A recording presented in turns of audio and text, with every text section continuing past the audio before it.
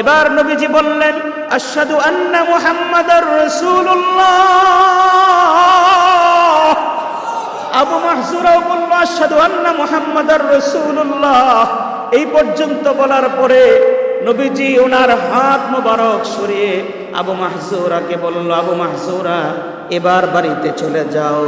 আবু মাহজুরা বলল, না না, আমার কপালে আপনি হাত রাখার পরে আপনি যে আমাকে আজান শিখিয়েছেন, আজান দেওয়ার সঙ্গে সঙ্গে এই হাত থেকে কি রহমত, কি আলো জানি আমার ভেতরে প্রবেশ করেছে, আমার কলিজা পর্যন্ত ঠান্ডা হয়ে গেছে।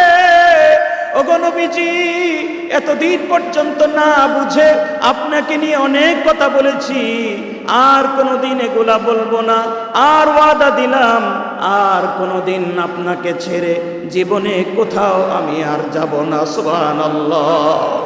ইয়া রাসূলুল্লাহ, আমি এখন কালেমা পড়ে মুসলমান হতে চাই।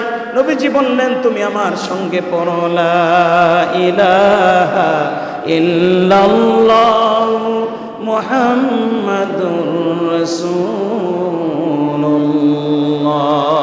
সাল্লাল্লাহু আলাইহি ওয়াসাল্লাম। সবাই একবার পড়েন, সাল্লাল্লাহু আলাইহি ওয়াসাল্লাম।